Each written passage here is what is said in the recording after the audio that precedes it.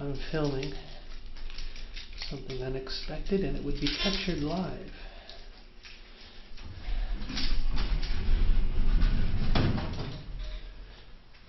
Okay, let's check the mail while I'm at it. Oh, Rob, I just can't contain my excitement. I know. Notice, elevator front gate overhead doors will not be serviceable during power outage. When's the power outage? 19th. Tomorrow I'll be at work, so it's the best time to have a power outage while I'm at work.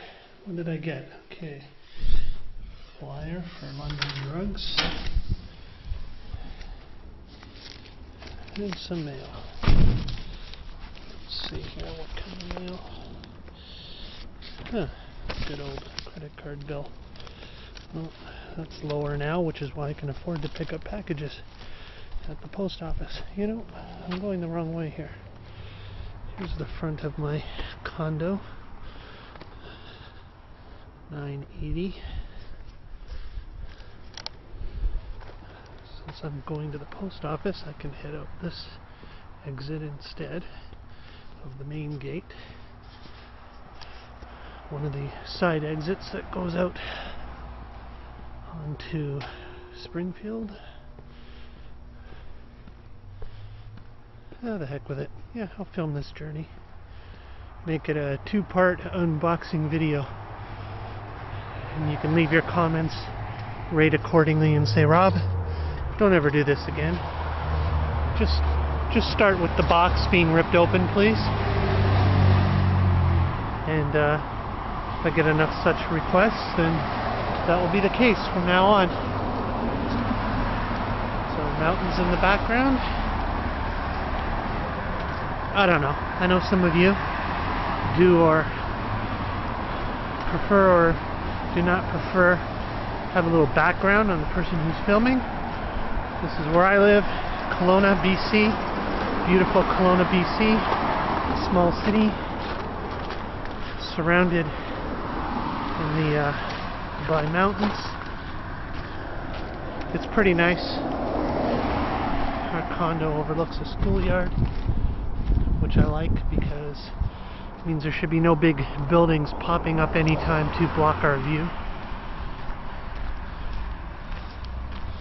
And heading over to the intersection here on Gordon. Yeah, the street's called Gordon. This particular viewer of note will get why I'm stressing that fact.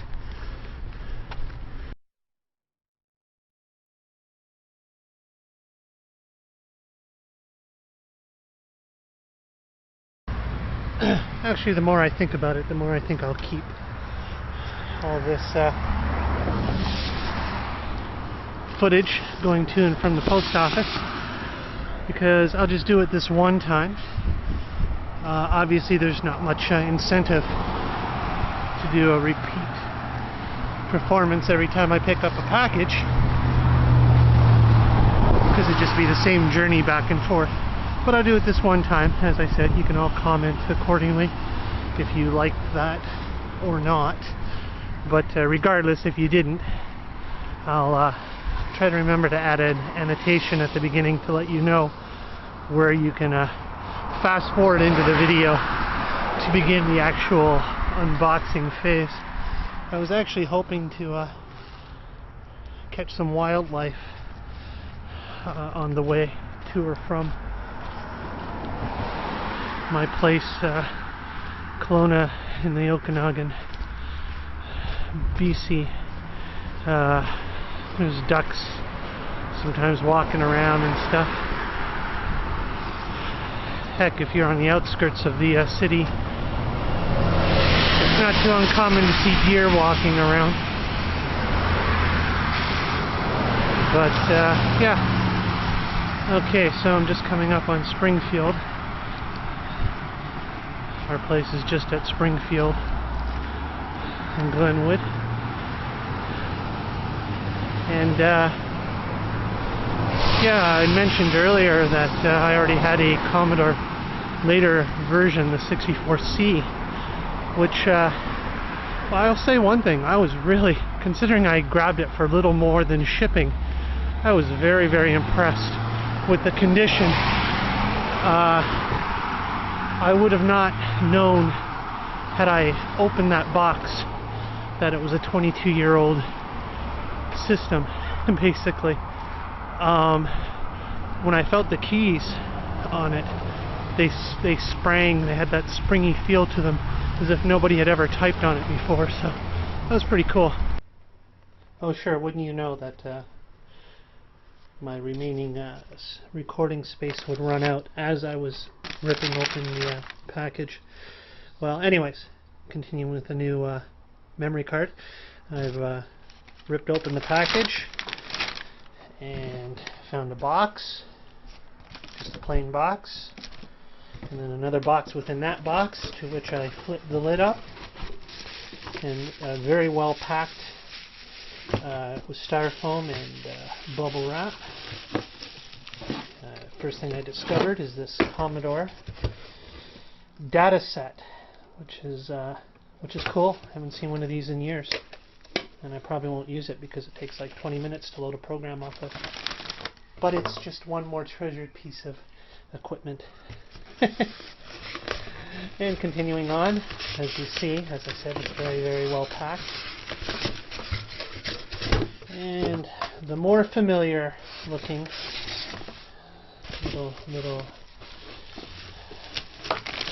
well-known, I should say more well-known, is known as the bread bin or bread box Commodore model, the common one that everyone thinks of. Well, that doesn't sound good, does it? I'll have to investigate that later.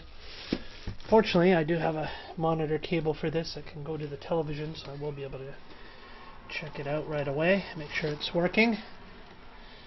And whatever I hear that's loose inside, I'll deal with. There's your standard 64 power supply. I wonder if that's interchangeable with the 64C. I don't know. I'll have to try that. And a OMEGA RACE cartridge. OMEGA RACE. Woo! Cool. So, there it is.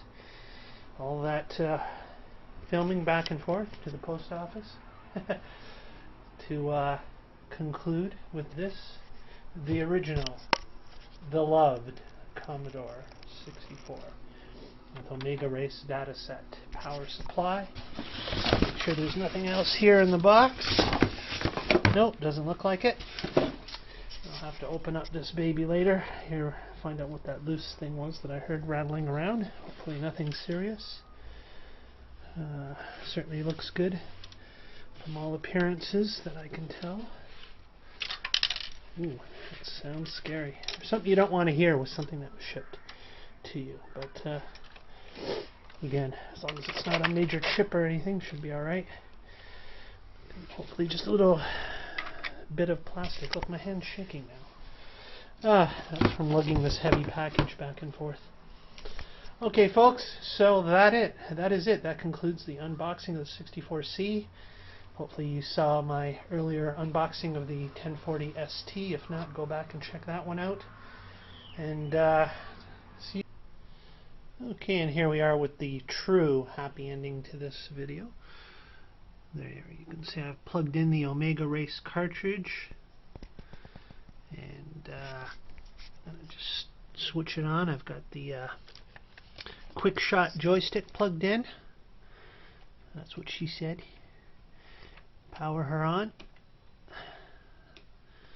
There we go. We got OMEGA RACE. Woohoo! Choose joystick. And I've obviously got it plugged into the wrong port. So I'm going to switch. And try that again. Either that or the joystick's not working. Somehow I don't think that's it. Woohoo! There we go. Omega Race. Yay! Later.